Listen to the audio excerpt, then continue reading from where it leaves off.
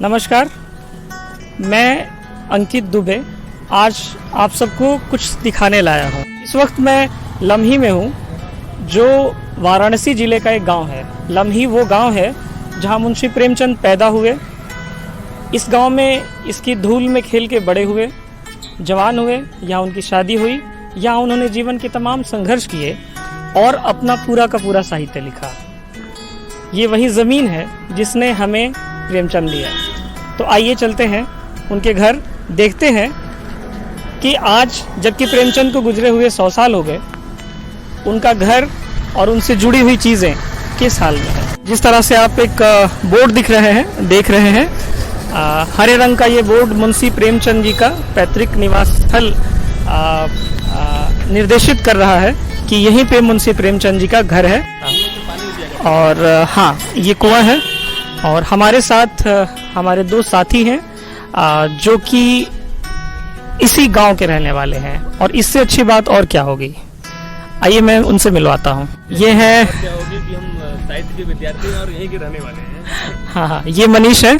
ये महात्मा गांधी काशी विद्यापीठ के विद्यार्थी हैं और गांधीवाद का काफ़ी असर रहा, महात्मा गांधी का काफ़ी असर रहा मुंशी प्रेमचंद के ऊपर। और महात्मा गांधी की प्रेरणा से ही काशी विद्यापीठ शुरू हुआ था। और जामिया मिल्लिया इस्लामिया और काशी विद्यापीठ, ये दो बड़े ख़ास विश्वविद्यालय हैं हमारे देश के, क्योंकि ये एक बहुत बड़ी तहरीक और बहुत बड़े आंदोलन की उपज है। और हमारे साथ सुजीत हैं, अपना चेहरा दिखाइए। हाँ, इसी गांव के रहने वाले हैं। क्या कहना चाहेंगे प्रेमचंद के बारे में? क्या कहें। और ये एक मंदिर है जो प्रेमचंद जी के घर के बिल्कुल सामने है। जब प्रेमचंद जी हुआ करते थे तब ये मंदिर था कि नहीं, ये तो नहीं मालूम, और आज ये एक मंदिर है और जो कि उनके स्मारक के बिल्कुल पास है। और फिलहाल हम उनके स्मारक चल रहे हैं, इसके बाद हम उनके घर चलेंगे। और ये एक परिसर है छोटा सा, जिसके भीतर जैसा कि मुझे सुजीत और मनीष ने बताया, जो कि यहीं के ग्रामीण हैं और यहाँ के लोग इस तरह से कहते हैं, इसी जगह पे एक कच्चा मकान हुआ करता था जहाँ मुंशी प्रेमचंद जी का जन्म हुआ था। आप मेरे पीछे देख रहे होंगे, एक छोटा सा मंडप है जहाँ पे कुछ विद्यार्थी आए हैं और फ़ोटो खिंचवा रहे हैं, सेल्फी वगैरह ले रहे हैं। तो मुंशी प्रेमचंद जी का असली जन्म स्थान यही है, यहीं पे उन्होंने जन्म लिया था। और वो सामने जो है उनका पैतृक घर है, जो कि बाद में बना था, संभवतः उनके बड़े होने के बाद। थोड़ा बहुत दिखाई दे रहा है, बाकी मैं अच्छे से इसको दिखाऊंगा। तो एक जिज्ञासा मन में होती है कि वो गांव कैसा रहा होगा, वहाँ का वातावरण कैसा रहा होगा, कैसे वो लोग रहे होंगे, क्या हवा रही होगी और क्या वो परिस्थितियाँ रहीं जिसने मुंशी प्रेमचंद जैसा साहित्यकार दिया। तो प्रेमचंद के बारे में जिज्ञासाएँ तमाम हैं। सबसे पहले मैंने यूट्यूब पे कभी सर्च किया था ये देखने के लिए कि लम्ही आज किस स्थिति में है भी या नहीं, या मुंशी प्रेमचंद ने जहाँ जन्म लिया वो जगह है या उसकी पहचान मिट गई है। तो मुझे एक वीडियो दिखाई दिया जिसमें उनकी जन्मभूमि को दिखाया गया था और वहाँ जो भी स्मारक है उसको दिखाया गया था। और इसकी जो देख रेख और व्यवस्था है, यहाँ के जो अभिभावक हैं श्री सुरेश चंद्र दुबे जी, तो मैंने उनको देखा था उस समय और एक बड़ी इच्छा थी कि उनसे कभी मुलाकात होती। तो अभी हम चलते हैं, उनसे मुलाकात करते हैं और उनसे कुछ बातचीत करते हैं। पेंटिंग्स लगी हैं, उनकी कुछ रचनाएं हैं और जिसमें उनकी कहानियों को, उनके उपन्यासों को, उनके पात्रों को दिखाया गया है। और इसके भीतर अगर हम जाएंगे तो मुंशी प्रेमचंद जी से जुड़ी हुई उनकी निजी इस्तेमाल की कुछ चीज़ें भी रखी हुई हैं। आइए इनकी तस्वीरों को देखते हैं। देखिए, ये चिमटा है। इस चिमटे को देख के आपको क्या महसूस होता है? ये हामिद का चिमटा है जो उसने अपनी दादी के लिए ख़रीदा था किसी मेले से। और उस बाल मनोभाव पे जो कहानी लिखी थी मुंशी प्रेमचंद ने, तो ये चिमटा उसी का प्रतीक है। ये एक फ़ोटो है मुंशी दयानारायण निगम जी का है ये फ़ोटो। और मुंशी दयानारायण निगम को हमें इसलिए याद रखना चाहिए कि प्रेमचंद का नाम नवाब राय था और उनकी कहानी सोजे वतन की प्रतियों को जला दिया गया था, अंग्रेज़ों ने उसको प्रतिबंधित कर दिया था। और फिर प्रेमचंद के लिए लिखते रहना काफ़ी मुश्किल हो गया था। तो उसके बाद से उनका एक दूसरा नाम दिया गया ताकि वो इस प्रतिबंध से बच सके और दोबारा से लिख सके। तो उर्दू में लिखने वाले प्रेमचंद का हिंदी में लिखने वाले उर्दू में लिखने वाले नवाब राय का हिंदी में लिखने वाले प्रेमचंद के रूप में एक नया जन्म हुआ, एक तरह से कहिए, और ये नाम दिया उनको दया नारायण निगम जी ने। और ये तस्वीर है जिसमें मुंशी प्रेमचंद पगड़ी बांधे हैं और किसी किसान चौधरी की तरह दिखाई दे रहे हैं। और ये अपनी सबसे प्रिय काम था। मुंशी जी कहा करते थे कि मैं कलम का मजदूर हूँ और जिस दिन मैं नहीं लिखूंगा उस दिन मुझे खाने का भी कोई हक नहीं है। तो ये अपना कर्म कर रहे हैं मुंशी प्रेमचंद इस तस्वीर में। और ये जो तस्वीर है इसमें देखिए किस तरह से जो एक फैशनेबल कपड़े थे उस ज़माने के, जिसमें वो जूते में हैं और कोट पहने हैं और पतलून पहने हैं, ये एक तस्वीर है। और इधर उनकी कुछ रचनाएं लगी हुई हैं और एक सामान्य तस्वीर है। और ये बड़ी फेमस जो उनकी कहानी थी, बड़ी ही प्रसिद्ध कहानी थी, दो बैलों की कथा। तो दो बैलों की कथा का ये एक स्कल्पचर यहाँ पे बना हुआ है। दो बैलों की कथा की तस्वीर भी है और ये तस्वीर मन में बड़ी उदासी पैदा करती है। ये तब ली गई थी जब मुंशी प्रेमचंद बीमार थे। और एक और तस्वीर दिखाते हैं, इस पीड़ा को और ज़्यादा बढ़ा देगा। ये है वो तस्वीर जब मुंशी प्रेमचंद जी की मृत्यु हो गई थी और उनको अंतिम शैया पे लिटाया गया था, तब की ये तस्वीर है। आइए भीतर चलते हैं और उनसे उनके उपयोग से जुड़ी हुई कुछ निजी चीज़ों को देखते हैं।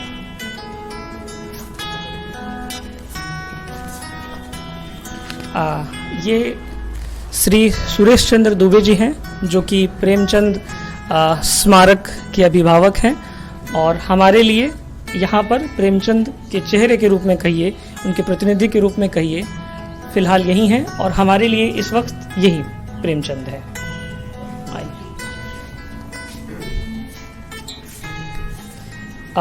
ये गुड़गुड़ा था, हुक्का था, जो कि देखिए और महसूस कीजिए कि एक हाथ में पाइप है उनके और दूसरी में कलम है और वो इसको लगातार लिख रहे हैं।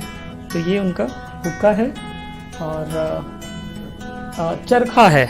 चरखा हमारे देश की स्वाधीनता का प्रतीक है और चरखा हमारे स्वावलंबन का प्रतीक है और इसलिए चरखा जो है हमारी आज़ादी का भी प्रतीक बन गया। तो मुंशी प्रेमचंद हमारी आज़ादी के लिए लिख रहे थे। हमारे नेता देश की राजनीतिक आज़ादी के लिए संघर्ष कर रहे थे और मुंशी प्रेमचंद देश को कुरीतियों से और कुप्रथाओं से आज़ाद करने के लिए अपनी कलम लगातार चला रहे थे। तो ये है चरखा। क्या उनके निजी उपयोग से जुड़ी हुई और भी कोई चीज़ है यहाँ पर? ये है कहानी लिखी थी सवा सूत गेहूं। अच्छा, ये बटखरा है, पारंपरिक जो बाट होता था जिससे तौलते थे हम। तो सवा से गेहूं उन्होंने लिखा था जिसमें कि इसको आप कर लीजिए तो सवा से हो गया। जी। विश्वास पर प्रेमचंद ने इस कहानी को जब लिखा है। अच्छा, तो ये जो ये तीन बटखरे हैं ये तीनों मिलके सवा शेर हो जाते हैं।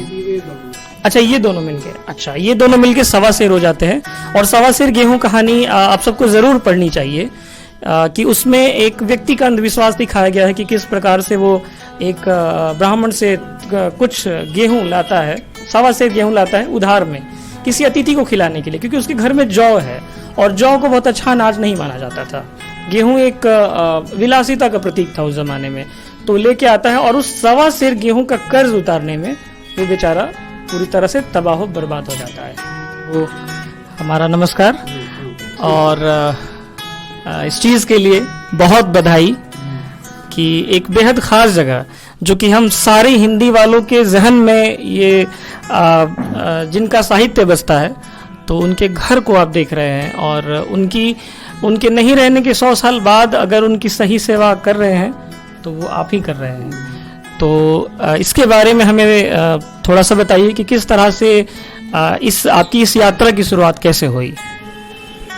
हमसे लोग पूछते हैं कि सबसे पहले तो जो है कि प्रेमचंद थे कौन, जी, क्या किए थे, जी, क्यों इतना पॉपुलर हो गए। जी, सच्चाई तो है कि समय के थपेड़ों ने प्रेमचंद को पहले कहानी बनाया। जी, सच्चाई यह है कि हमारा भारत और गांव का देश है। जी, हमारे भारत की आत्मा गांव में बसती है। जी। अब प्रेमचंद जी गांव में पैदा हुए, यहाँ के तमाम शोषण, अन्याय, अत्याचार, अंधविश्वास को देखा, झेला, सोचा कि अगर यह स्थिति है तो हमारे भारत के लिए ठीक नहीं है, फिर यहीं से प्रेमचंद जी कलम का सिपाही बन करके देश के आज़ादी से लेकर समाज के आज़ादी तक का संकल्प लेकर के इन्होंने रचनाएं शुरू किया। देश के आज़ादी के इन्होंने लिखा सोजे वतन, वो 5 कहानियों का संग्रह है जिसमें दुनिया का सबसे अनमोल रतन, शेख मकसूद, यही मेरा वतन है, शो का पुरस्कार, सांसारिक प्रेम, देश प्रेम।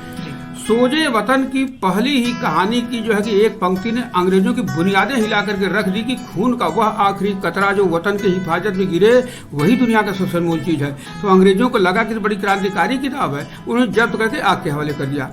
फिर यहीं से जो है कि देखा जाए प्रेमचंद का 5 नाम है। नवाब घर का पुकारने का नाम, धनपत राय का सर्वेट का नाम, प्रेमचंद का साहित्यिक नाम, अफसाना कोहिन का उर्दू का नाम, बबू के दोस्तों का पुकार का। तो नाम बदलते रहे, रचनाएं करते रहे। तो यहीं से कहते हैं कि जो है कि जाके पाँव न फटे बेवाई हु का जाने फिर बराई। तो प्रेमचंद जी ने जो है कि तमाम शोषण, अन्याय, अत्याचार, अंधविश्वास को देखा, झेला। फिर इसके बाद उन्होंने जो है कि उस कहानी के माध्यम से जो है कि भारत के तकदीर और तस्वीर बदलने का एक संकल्प किया और रचनाएं शुरू किया। तो शुरू में इन्होंने लिखा सोजे वतन जो अंग्रेजों से जलाई गई। फिर इसके बाद इन्होंने 15 उपन्यास लिखे जिसमें कि एक उर्दू से हिंदी में नहीं आ पाई, और इसके बाद एक अधूरी रह गई मंगलसूत्र। इसके बाद वो 15 उपन्यास लिखे थे जिसमें कि गोदान, गबन, रंगभूमि, कर्मभूमि, प्रेमाश्रम, कायाकल्प, वरदान, प्रतिज्ञा, सेवा सदन, निर्मला, मनोरमा, रूठी रानी, कृष्णा, प्रेमा, मंगलसूत्र अधूरी रह गई। और पुण्य भाई मौत ने किसको छोड़ा है? अब प्रेमचंद जी को वो नहीं छोड़ा। 8 अक्टूबर 1936 को हम समस्त भारतवासियों को देश की जिम्मेदारी दे करके और भाई दुनिया से जो है चले गए। प्रेमचंद जी जान रहे थे कि अब मैं बच नहीं पाऊंगा। फिर जो है कि वो अपने अंतिम समय में गुनगुनाते थे कि अब तो मैं जा ही रहा हूँ। तो जो है कि दरो दीवार पे हसरत से नजर करते हैं, अब खुश रहो अहले वतन, हम तो सफर करते हैं। ये जो है कि अपना सफर किए। आज इतनी बड़ी विरासत, इतनी बड़ी जिम्मेदारी हम लोगों को दे करके गए हैं। आज हम लम्हे ग्राम वासियों को नहीं, पूरा भारत को फक्र होता है, पूरा हिंदी भाषी को फक्र होता है कि जो है कि इतनी बड़ी शख्सियत जो है कि आज हम लोगों को इतनी बड़ी विरासत दी गई, जहाँ की आज लम्हे में जो है कि भारत के कोने कोने से नहीं बल्कि पूरे संसार से लोग आते हैं। रूस, America, France, Germany, Italy, England, Chile, Canada. तो कौन सा ऐसा शख्स था जिन्होंने कि मानव की पीड़ा को समझा और कहानी से कहानी को बदलने का एक सफल प्रयास किया? तो वह थे हमारे लम्हे से एक कलम सिपाही प्रेमचंद। कहानियां पहले भी थी, उपन्यास पहले भी था, लेकिन भूत प्रेत की कहानी थी, परियों की कहानी थी, राजा रानी की कहानी थी। प्रेमचंद ने उस कहानी को मानव की जिंदगी से जोड़ा कि असली कहानी तो यह है। हम लोग जब छोटे छोटे थे, इसी प्राइमरी विद्यालय में मेरी शिक्षा शुरू हुई। हम लोग जब छोटे छोटे थे, जब शाम होती थी हल्ला गुल्ला करते थे, तो दादी कहती थी कि तन्ने ने बड़ा हल्ला गुल्ला करते हुए चल तन्ने की कहानी सुनाई, चल तन्ने की कहानी सुनाई। तो एक कच्चा वाला मकान, दलान, इकट्ठा हम पूरे परिवार के बच्चे होते थे और उसमें भूत प्रेत की कहानी सुनाती थी, परियों की कहानी सुनाती थी, राजा रानी की कहानी सुनाती थी। हम लोग हूँ करते हुए सो जाते थे। लेकिन उसी कहानी को प्रेमचंद ने मानव की जिंदगी से जोड़ा, जहाँ कि आज अगर हम लोग सोना चाहते हैं तो उठ करके बैठ जाते हैं। तो यहीं पर एक बार जो है पुण्यतिथि थी, हमसे तमाम साहित्यकार लोग आए थे, नामवर सिंह जैसे लोग थे, प्रगतिशील लेखक संघ के भी लोग थे। हमसे पूछे कि दुबे जी आप यहाँ पर काफी दिन से सेवाएं कर रहे हैं, प्रेमचंद से लगे हुए हैं, आप उनके परिवार से भी जुड़े हुए हैं, आप प्रेमचंद के बारे में अपने तरीके से बताइए। तो सच्चाई तो यह है कि प्रेमचंद जी एक अथाह सागर थे। मैं उस सागर का एक बूंद भी नहीं हूँ, लेकिन फिर भी अगर प्रेमचंद के बारे में जानना है तो सच्चाई यही है कि प्रेमचंद जी ने जो अपने सगे धर्म पत्नी से नहीं बताया और जो अपने बेटे से नहीं बताया, वो अपने साहित्य से बताया। तो अगर प्रेमचंद के बारे में जानना तो उनके साहित्य से बढ़ करके कोई नहीं बता सकता। तो आज मैं प्रेमचंद की किस कहानी की चर्चा करूँ? आज जो है कि चलता है कि बेटी बचाओ बेटी पढ़ाओ। तो जो है कि प्रेमचंद जी ने आज से 125 साल पहले उन्होंने जो है कि बेटियों के लिए जबरदस्त कदम चलाई, जिसमें लिखा निर्मला, जहाँ दहेज का दाना उस निर्मला की जिंदगी को निगल गई और बेचारी समझ ही नहीं पाई कि ससुराल क्या होता है, पति क्या होते हैं, वहाँ का सुख क्या होता है। वो अपनी जिंदगी के जंग को लड़ते लड़ते हार गई, अब मर गई, अब बदनसीबी ही नसीब हो गई। जब प्रेम जैसे हालातों को देखा कि जो है आज ये निर्मला के हालात, तो आज जो है निर्मला जो है चौखट डांट चुकी है, अपने अधिकारों को मांग रही है। अब वो प्रधानमंत्री, मुख्यमंत्री, राष्ट्रपति, डॉक्टर, टीचर बन रही है, लेकिन फिर भी उस निर्मला के सामने तमाम समस्याएं हैं जिस लड़ाई में निर्मला खुद है। शायद प्रेमचंद के समय उस निर्मला के साथ वो समस्या नहीं थी जो आज है।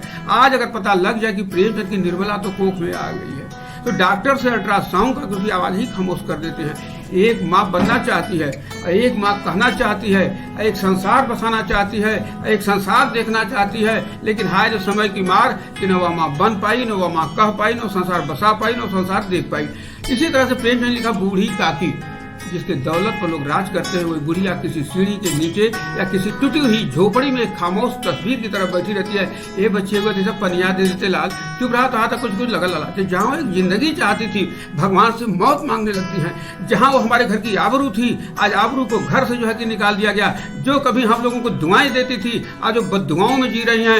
आज अपने को कोसती है कि आज अगर हमारा रमऊ रहल होता तो आज मैं दुर्दिन देखा कि नहीं मिलता। अपने को खुद कोसती हैं, मरना चाहती हैं। जहाँ जिंदगी लोग मांगते हैं, एक बुढ़िया मन्नत मांग रही है मौत की। तो प्रेमचंद से हालातों को देखा, इनके सम्मान के लिए वो जो के लिखा। तो प्रेमचंद बच्चों के भी लेखक थे, जिसमें कि गुल्ली डंडा लिखा, दो बैलों की कथा लिखा, ईदगाह लिखा, रामलीला लिखा। तो प्रेमचंद तो अपने को भी नहीं छोड़ा है। तो अपने भी जो कि चोरी है, कजाकी है, विमाता है, रामलीला है, गुल्ली डंडा है, और इसके बाद जो है कश्मीरी सेव है। तो ये सब तमाम प्रेमचंद अपने ऊपर भी जो है कि लिखा, अपने घर से भी जो है कि लिखा। तो आज मैं प्रेमचंद के विचारों से जुड़ करके मैं यहाँ पर सेवाएं शुरू किया। लोग पूछते हैं कि आप प्रेमचंद से कैसे जुड़ गए। सच्चाई है कि हमारा घर जो है कि रोड के उस पार गोईठा, हमारे ब्राह्मणों की बस्ती। मेरा सवाल भी यही था जी। तो हमारा जो है घर वहाँ पड़ता है। पहले हम लोगों की प्राइमरी शिक्षा लम्ही से ही शुरू हुई। हम लोग जो पढ़ने आते थे, देखते थे कि यहाँ बाहर से अंग्रेज क्यों आ रहे हैं, ऐसी मूर्तियाँ के आगे पीछे ही घूम के चटपट फोटो क्यों खींच रहे हैं। आप हम अपन फोटो खिंचावल जा, हमने को फोटो विदेश में चल जाई। तो उस समय एक बचपन था। फिर प्रेमचंद के कहानी से मुलाकात हुई, जिसमें कि गुल्ली डंडा, ईदगाह, पंच परमेश्वर, दो बैलों की कथा, बूढ़ी काकी, मंत्र, कफन, सवा से गेहूं, सदगति, ठाकुर का कुआं, कुत्ते की कहानी, जंगल की कहानी, सुबह की तमाम कहानियां थी। तो मास्टर साहब इंपॉर्टेंट लगवाते थे कि याद करिएगा जरूर आएगा। पास होने के लिए कहानी इंपॉर्टेंट थी, प्रेमचंद नहीं। लेकिन आज जब हमने प्रेमचंद की कहानी को पढ़ा, मैं खुद कहानी बना, तो आज कहानी बताते बताते मैं खुद कहानी हो गया। तो आज मेरा सौभाग्य है कि आज ऐसे कहानीकार से जो है कि जुड़ा, कि जहाँ की लोग कहानी पढ़ करके बताते हैं, मैं कहानी बंद करके बताता हूँ। मैं खुद कहानियाँ हमारे आपके घर से शुरू होते हैं, किताबों कहाँ खोजते हैं। यह मेरा जो है कि सौभाग्य है, जहाँ की आप लोगों का प्यार मिलता है, आशीर्वाद मिलता है, और एक हमको पहचान मिलती है। तो प्रेमचंद के जाने के बाद जैसा लोग कहते हैं कि उनके वंशज बाहर चले गए और ये जो जगह है, ये घर है, ये उजाड़ और एक वीराने में बदल गया। लेकिन आज ये एक साफ सुथरा और काफ़ी अच्छे से मेंटेन, जिसको कहते हैं आधुनिक अर्थों में, एक बहुत ही अच्छा मेमोरियल है, संग्रहालय है। तो इसकी यात्रा कैसे शुरू हुई और प्रेमचंद के घर वाले अभी कहाँ हैं, उनके वंशज, और एक वीराने से एक चकाचक जिसे कहते हैं स्मारक में किस प्रकार से ये बदला, ये प्रश्न हम श्री सुरेश चंद्र दुबे जी से कर रहे हैं। जैसा कि सन 59 में हमारे भारत के प्रथम राष्ट्रपति राजेंद्र प्रसाद जी आए थे, यहाँ लम्ही में उसके स्मारक पर यहाँ पर आए, और उनके साथ राज्यपाल भी थे, प्रेमचंद के परिवार के लोग भी थे। तो यहाँ पर जो है कि इसका शिलान्यास किए। शिलान्यास करने के बाद प्रेमचंद की हम मूर्ति बैठाई गई। फिर इसको इनके परिवार वालों ने इसको नागरिक पचानी को दान देकर सूरत में यहाँ से चले गए इलाहाबाद। जाने का कारण यह था कि प्रेमचंद जी 1900 से शुरू करके 1936 तक रूढ़ी परंपराओं को तोड़ने का सिलसिला शुरू कर दिया। प्रेमचंद जी ने एक समस्या देखा, विधवा समस्या। सोचा कि कौम विधवा होने जाएंगी कहाँ। उस समय विधवा विवाह, अंतरजातीय विवाह दोनों पर प्रतिबंध था। लेकिन प्रेमचंद जी ने प्रतिज्ञा किया और उन्होंने जो समस्या को जो है कि तोड़ा। हंस रहा हुआ तो उनको घर से ही जो है कि निकाल दिया गया। फिर दूसरा गुनाह ये कहा जाए कि प्रथाओं को तोड़ने का सिलसिला शुरू हुआ। जो है प्रेमचंद के जो है कि बड़े बेटे श्रीपत लाल जी ने एक मुहम्मद से शादी कर लिया, हमारे बनारस के नवाब की डोरी पे, जोहरा बेगम। अच्छा जी, जोहरा बेगम से शादी कर ली। तो आज से 125 साल पहले वो भी गांव, रूढ़ी मानसिकता, तो वो सब चीजें जो है कि लोग कतराने लगे। फिर तीसरा गुनाह जो है कि इनको जो है कि अमृतलाल जी ने किया, जहाँ की सुभद्रा कुमारी चौहान की बिटिया से शादी कर लिया। सुभद्रा कुमारी चौहान, जहाँ तक मुझे ध्यान आ रहा है, वो ठाकुर हैं और ठाकुर थी चौहान जी, और मुंशी प्रेमचंद जी कायस्थ थे। तो हालांकि ये दोनों ही सवर्ण जातियां हैं, लेकिन उस जमाने में दोनों का विवाह हुआ, तो ये बहुत एक तरह से विरोध की बात हो गई। और एक चीज इसमें देखने में आ रही है कि किस प्रकार से एक लेखक बड़ा बनता है और वो सिर्फ चीजों को लिखने में नहीं रखता, उसको व्यवहार में भी लाता है। और चूंकि समाज पिछड़ा होता है तो वो उसके पीछे पड़ जाता है। हम देखते हैं कि हजरत मोहम्मद के साथ भी ऐसा ही हुआ कि उन्होंने जो अपने समाज में परिवर्तन किया, तो तत्कालीन व्यवस्था नाराज हो गई और उनको भाग के मक्का से मदीना जाना पड़ा। हमारे कृष्ण भगवान के साथ भी ऐसा ही हुआ। उनको भी अपना जो उनकी रासलीला थी या जो उन्मुक्तता थी जो स्त्रियों को दे रहे थे, तो तत्कालिक जो वर्ग था वहाँ का, वो खिलाफ हो गया, उनको छोड़ना पड़ा। यीशु मसीह को तो सूली पे ही लटका दिया गया। तो उसी तरह की एक चीज प्रेमचंद जी के साथ भी हुई कि वो रूढ़ियों के विरोध में आए और यहाँ के लोगों के लिए वो धीरे धीरे एक विरोध का कारण बन गए और फिर चल के यही चीज उनके वंशजों के पलायन की वजह बनी। और इसको बहुत अच्छे से श्री सुरेश चंद्र दुबे जी ने हमें बताया। और हम अगले प्रश्न में इनसे पूछेंगे कि ये स्मारक किस प्रकार से बना। जैसा कि नागरिक पचानी द्वारा जो है ये छोटा मोटा बनाया गया था, किताबें तो उतना नहीं थी जी, लेकिन जो है कि खत्म हो चुका था जी। तो यहाँ पर जो है 2005 में जैसा कि हमने बताया कि यहाँ पर पूरे गांव वालों को लेकर के हमने धरना प्रदर्शन किया। फिर उसमें मुलायम सिंह आए, जयपाल रेड्डी आए, सरला महेश्वरी जी आई, तमाम लोग और भी आए। तो यहाँ पर जो है उस समय कुछ पैसा जो है कि पास हुआ और जहाँ की गेट बना, पार्क बना, मकान बना, स्मारक बना, लेकिन जिससे प्रेमचंद की पहचान बनी आज अपनी किस्मत को जो है कि वो रो रहा है पुस्तकालय। जबकि यहाँ पर प्रेमचंद के पुस्तकालय के नाम पे स्मारक भी छोटा हो जाना चाहिए। लेकिन जो है कि ये उतनी व्यवस्था जो है कि नहीं थी। आज सरकार के लोग भी जो है कि कहते हैं कि हाँ आगे इनकी जो है तमाम व्यवस्थाएं करनी है, यहाँ भव्य बनेगा, ये बनेगा, वो बनेगा, लेकिन वो कब बनेगा वो तो बात की बात है। लेकिन हमने प्रेमचंद के विचारों को देखा, लोगों का लगाव, रुझान, यहाँ पर जो है कि आना जाना सिलसिला जो शुरू हुआ। तो हम लोग आएंगे तो क्या इस दीवार देख करके जाएंगे? तो यहाँ पर हमने प्रधान जी से कहा कि हाँ हमको जो है कि चाबी दिलवाइए, मैं यहाँ पर निःशुल्क यहाँ पर एक सफाई करूँगा। तो आकर के मैं जो कि सफाई, गेट वोट नहीं था, सब जर्जर स्थिति में था। तो लोग पूछे कि जो है कि कहो भैया आप खुली का, तो हम कहे हाँ खुलवा करिए, लेकिन हमको नहीं पता था। तो आज यहाँ किताबें नहीं थे, एक किताब है, वो किताब है, लोग लगे मांगने। तो हमको क्या पता, हम तो अपने छात्र जीवन में अपने काम की चीज देखे और चले गए आगे। तो हमको क्या पता कि प्रेमचंद कितना लिखे हैं, क्या लिखे हैं, कौन है, क्या है।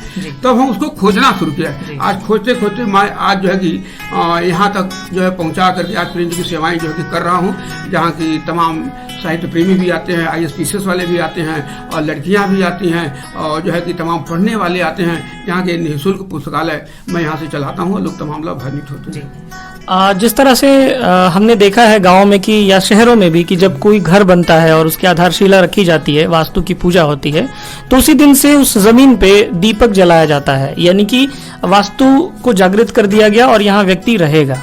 और ये माना जाता है कि इसीलिए जो वंश बढ़ता है घर में, तो ये माना जाता है कि ये वंश कुल का दीपक है और इस घर पे ये दीपक जलाएगा, यानी उस जमीन पे दीपक जलते रहना चाहिए। तो जब प्रेमचंद जी का परिवार यहाँ से चला गया तो उसके बाद श्री सुरेश चंद्र दुबे जी ने इस जगह को किस तरह से निःशुल्क और एक निस्वार्थ भाव से सेवा के रूप में इस जगह की जिम्मेदारी ली, यहाँ के अभिभावक बने और लगातार यहाँ दीपक जला रहे हैं। तो प्रेमचंद जी का नाम साहित्य में, अक्षरों में तो रहेगा, लेकिन जो हमारी परंपराएं हैं कि दीपक जलना चाहिए, तो उस परंपरा का पोषण जो है ये श्री दुबे जी ही कर रहे हैं। और इसके लिए ये बधाई के पात्र हैं और हम सबकी, पूरे देश की और पूरे हिंदी समाज की जो शुभकामनाएं हैं वो इनको मिलनी चाहिए।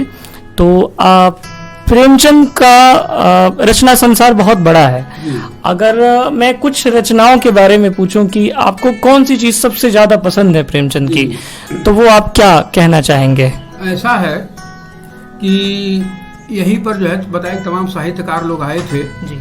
और हमसे पूछे कि दुबे जी आप इतनी सेवा करते हैं और आप प्रेमचंद के बारे में बताइए। देखिए प्रेमचंद जी के साहित्य की बात हुई और रोशनी आ गई, बिजली आ गई।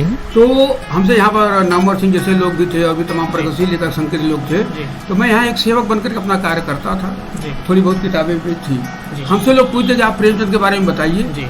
तो सच्चाई तो यह है कि प्रेमचंद तो एक अथाह सागर थे और मैं उस सागर का एक बूंद भी नहीं हूँ। लेकिन फिर भी अगर प्रेमचंद के बारे में जानना है तो सच्चाई यही है कि प्रेमचंद जी ने जो अपने सगे धर्म पत्नी से नहीं बताया, जो अपने बेटे से नहीं बताया, वो अपने साहित्य से बताया। तो प्रेमचंद के विषय में अगर जानना है तो उनके साहित्य से बढ़कर के कोई नहीं बताता। अब लोग पूछते हैं कि प्रेमचंद का सर्वश्रेष्ठ उपन्यास कौन सा है, सर्वश्रेष्ठ कहानी कौन सी है, अंग्रेजों द्वारा कौन सी साहित्य जो है कि जलाई गई थी। तो प्रेमचंद का सर्वश्रेष्ठ उपन्यास गोदान, ये अपने जीवन के अंतिम समय में लोग पूछे जो कि सर्वश्रेष्ठ हुई। तो लोग पूछते हैं कि प्रेमचंद का सर्वश्रेष्ठ क्यों हो गई, उसमें क्या है और उसमें क्या नहीं है। हमारे अगर 20वीं सदी के भारत को जानना है, अब गोदान पढ़िए, पूरे भारत को हमारे जान गए। तो इसी तरह से प्रेमचंद का जो है कि कफन, इनका जो है कि वो अंतिम जो है कि कहानी है, जहाँ की धिस्सू, माधव और बुधिया की कहानी जो है कि एक बुधिया मरी तो उसको मरने की कहानी नहीं है, एक जीवन की कहानी कि ऐसे भी लोग जीवन जीते हैं, ऐसे भी जिंदगियां मिलती हैं। तो उसको प्रेमचंद ने लिखा और देश की आज़ादी के लिए उन्होंने लिखा सोजे वतन, जैसा कि हमने आपको जो है कि बताया है, और मंगलसूत्र तो अधूरी रह गई। तो ये सब तमाम जो है कि उन्होंने जो है कि लिखा और तमाम विरासत हम लोगों को जो है कि दे करके गए हैं, और जहाँ आज लोग पढ़ते हैं अपने को धन्य समझते हैं। तो हमसे बात करने के लिए श्री दुबे जी आपका बहुत बहुत धन्यवाद। और हम आप अनुमति दे तो हम आपको आपके पाँव छू के आशीर्वाद लेना चाहते हैं। नहीं, थोड़ी जरूरत नहीं, मैं तो एक सेवक हूँ और एक सेवक के रूप में ही रहना चाहता हूँ।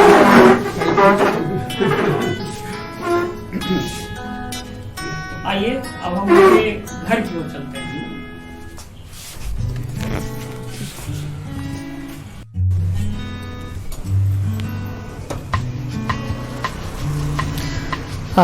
प्रेमचंद जी का जो घर है उसकी चाबी हमें मिली है अभी, और इसको हमने खोला है और हम भीतर इसके आ गए हैं। तो ये कमरे हैं, ये ऊपर जाने वाली सीढ़ी हो गई। नीचे कुछ कमरे हैं जो कि अब बिल्कुल समतल में दिखाई दे रहे हैं एक तरह से। जैसे जैसे समय बीतता है, कहते हैं कि जो पुराना घर होता है वो नीचे की ओर बैठता है। दूसरी बात है कि सड़कें जो है, सड़कें ऊंची हुई हैं लगातार, तो उससे ये हुआ है कि घर जो है थोड़ा और इसका तल नीचे चला गया। ये सारे कमरे हैं जिसमें प्रेमचंद रहा करते थे। जरा सोचिए कि इन्हीं में बैठ के उन्होंने कितनी कहानियों के बारे में, कितने सारे उपन्यासों के बारे में और कितनी सारी गतिविधियों के बारे में सोचा होगा। ये खिड़की देखिए किस तरह से यहाँ हुक्का पीते हुए प्रेमचंद अपना लेखन करते होंगे, और ये है सब। और जिस तरह से आप देख रहे हैं कि ये काफ़ी मेंटेन्ड है। ये लीजिए मनीष सामने से। तो घर तो काफ़ी पुराना है, इतना मेंटेन नहीं ही रहा होगा, पर जिस तरह से सुरेश चंद्र दुबे जी ने बताया कि उत्तर प्रदेश के तत्कालीन मुख्यमंत्री माननीय नेताजी मुलायम सिंह यादव ने इसका जीर्णोद्धार करवाया, कायाकल्प करवाया, तो ये कोई छोटी बात नहीं है, ये बहुत बड़ी बात होती है। और जो भी समाजवादी पृष्ठभूमि रही है हमारे देश की राजनीति की, तो वो अंग्रेजी विरोधी और भारतीय भाषाओं की समर्थक रही है। यहाँ तक कि उनको हिंदी समर्थक भी कहा जाता है। खुद राम मनोहर लोहिया हिंदी के बहुत अच्छे जानकार थे, काफ़ी कुछ लिखा भी है उन्होंने, रामचरितमानस के मर्मज्ञ थे।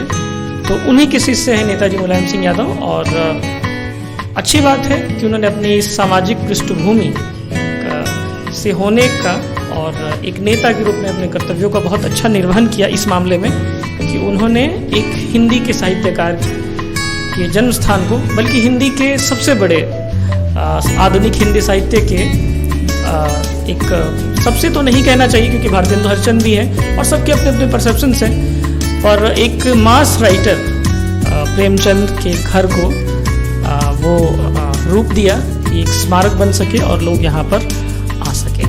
आइए हम धीरे धीरे आगे बढ़ते हैं और देखते हैं।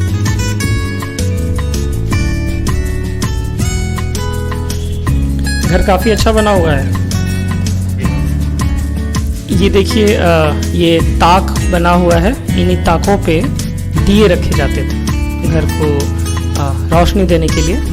और ये हो गया ओसारा आंगन के चारों तरफ, और शैतीर वाला घर है। ये सब सखुए का खंबा है और सखुए की लकड़ी है, बल्ली है, और सखुए की लकड़ी लोहे की तरह वजनी होती है और ये काफ़ी भार सहन कर सकती है।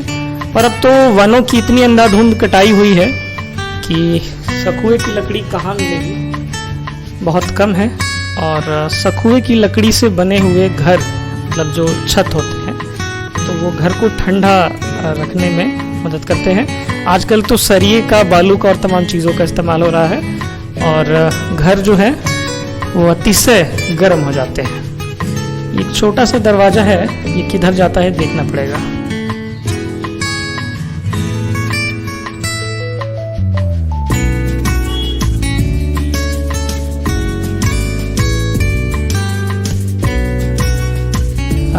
हम छत की ओर चलते हैं, पहले एक कमरा देख लेते हैं, एक और कमरा। अब प्रेमचंद किस कमरे में रहते थे ये कहा नहीं जा सकता है, पूरा घर ही उनका है। संभवतः यहीं पे वो रहते होंगे और यही वो खिड़की है और सड़क उस दौरान भी रहा होगा। और ये कुआं है जो बगल से दिखाई दे रहा है और ये सड़क पे लोग जा रहे हैं। ये एक काफ़ी चालू सड़क है, खुली हुई सड़क है और यहीं बैठ के एक हवादार जगह पे इस हवादार जगह पे मुंशी प्रेमचंद अपना लेखन करते होंगे। तो ये हो गया आंगन। ये हम छत की ओर जा रहे हैं इस वक्त और काफ़ी गर्मी है। आषाढ़ का महीना है, हल्की बारिश हुई है और उसके बाद गर्मी का जो स्तर है वो काफ़ी बढ़ गया है। एक ये छायादार सी जगह है छोटी सी और ये दूसरी मंजिल है। 2 मंजिल का घर था प्रेमचंद का। आइए हम इन कमरों में चलते हैं जो दूसरी मंजिल पे हैं। ये देखिए कितने प्यारे से आले बने हुए हैं दिया रखने के लिए। ये खिड़की है, इससे ठंडी ठंडी हवा आती होगी। काफ़ी मोटी दीवारें हैं इसकी। छत से ज़रा आंगन देखिए कितना प्यारा लग रहा होगा। इसी आंगन में कितने सारे मांगलिक कार्यक्रम हुए होंगे, ज़रा सोचिए। आदमी ऐसा लगता है जैसे कि एक समय की नदी में बहते हुए पीछे चला जाता है, काफी पीछे। ये छोटे छोटे से प्यारे प्यारे से कमरे और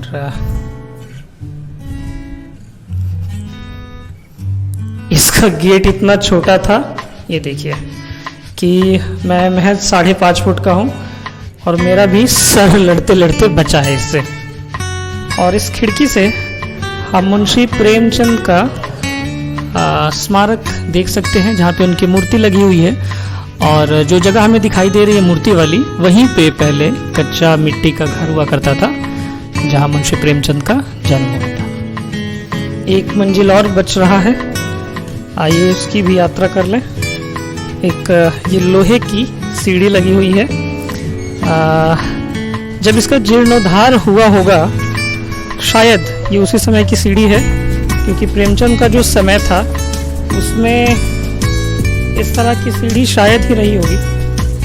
हो सकता है कि यहाँ बांस की कोई काम चलाऊ सीढ़ी रही हो जिसे वो लोग ऊपर चढ़ने का काम करते हैं। और ये देखिए कितना प्यारा सा छज्जा है, छोटा सा प्यारा सा छज्जा है जो काठ को सीधे पानी लगने से बचाता है।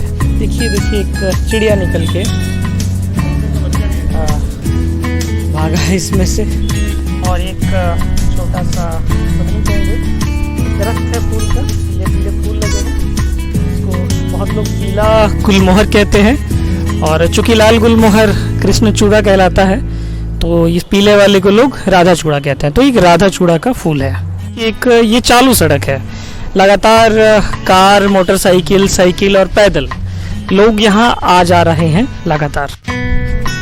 तो आइए दूसरी मंजिल के घर में चलते हैं।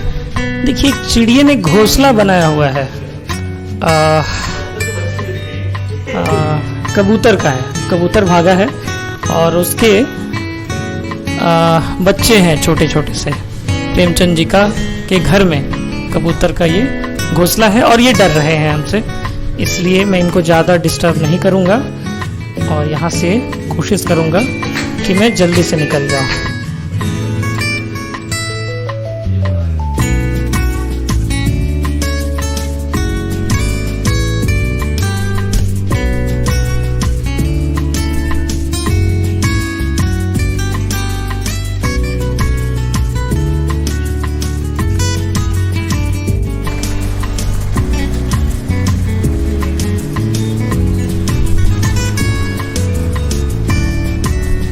बाहर चलते हैं। हम उनके गांव में चल रहे हैं। सड़क है, देखिए कितने अच्छे अच्छे घर बन गए हैं सारे, और पक्की सड़क है, कोलतार वाली। सड़क के किनारे फुटपाथ है। अब इसको हम भौतिक रूप से काफ़ी विकसित गांव कह सकते हैं। और जिस तरह से हमारे देश में भौतिक विकास में, चाहे वो मेडिकल साइंस हो, इंफ्रास्ट्रक्चर हो, इन सारी चीज़ों में जितने बदलाव हुए, हमें ये सोचना पड़ेगा कि क्या विज्ञान में जैसे बदलाव हुए वैसे समाज विज्ञान में भी हुए, ये देखना पड़ेगा।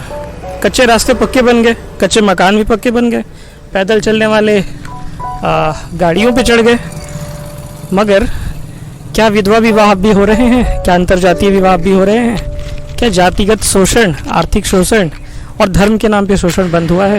ये देखना पड़ेगा। और देखिए, ये सब बात करते करते प्रेमचंद के गांव में होके मैं भी उन्हीं की तरह बात कर रहा हूँ। देखिए, ये सरोवर आ गया। हम अब आगे चलते हैं। एक प्यारी सी तस्वीर, एक मोटरसाइकिल महिला चला रही हैं।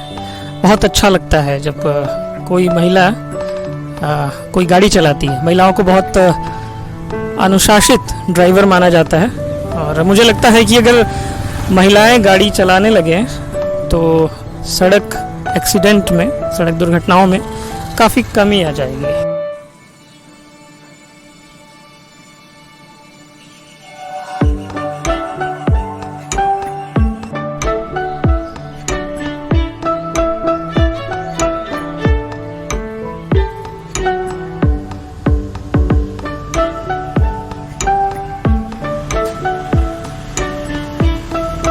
पेड़ है, चबूतरा है नीचे बैठने के लिए, और ये मुंशी प्रेमचंद की कहानी सदगति की मूर्ति बनी हुई है। यहाँ पे फोटो है दरअसल, और ये दूसरी तस्वीर मुंशी प्रेमचंद जी की है, ये देखिए। और एक बड़ी प्यारी चीज़ यहाँ दिखाई दे रही है। स्वच्छ भारत का प्रचार तो चारों ओर है, स्वच्छ भारत का असर भी दिख रहा है। बनारस शहर भी काफ़ी साफ सुथरा है, ओवरऑल देश भी साफ हुआ है। तो यहाँ पे कुछ संदेश लिखे हैं, और मुंशी प्रेमचंद जी का संदेश है। देखिए कितनी प्यारी बात है कि जीवन को सफल बनाने के लिए शिक्षा की ज़रूरत है, डिग्री की नहीं। वाह।